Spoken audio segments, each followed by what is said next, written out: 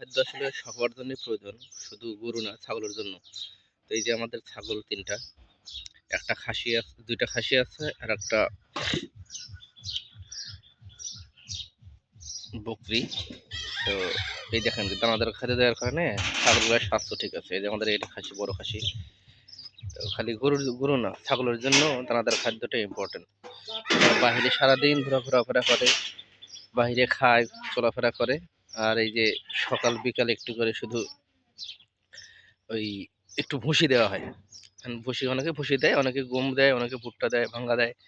তো আপনারা যদি পারেন যে ছাগল যারা পালেন তারা খাদ্যের পাশাপাশি, যেকোনো খাদ্যের পাশাপাশি যদি একটু দানাদার খাদ্যটা রাখেন, তাহলে এটা আপনার ফার্মের জন্য ভালো, আপনার যেকোনো গবাদ পশুর জন্যই ভালো। এই দেখুন যথেষ্ট স্বাস্থ্য। আমি এর আগে দেখে গেছিলাম প্রায় ১ মাস আগে। এত সুন্দর ছিল না। শুধু নিয়মিত ৪ টা করে ভুসি খাবার দেয়।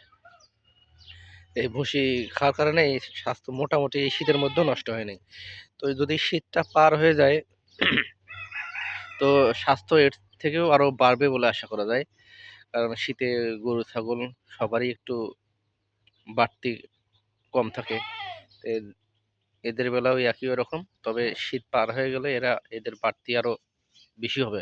এখন তো যথেষ্ট স্বাস্থ্য আছে। তো আশা করি আরো ভালো হবে।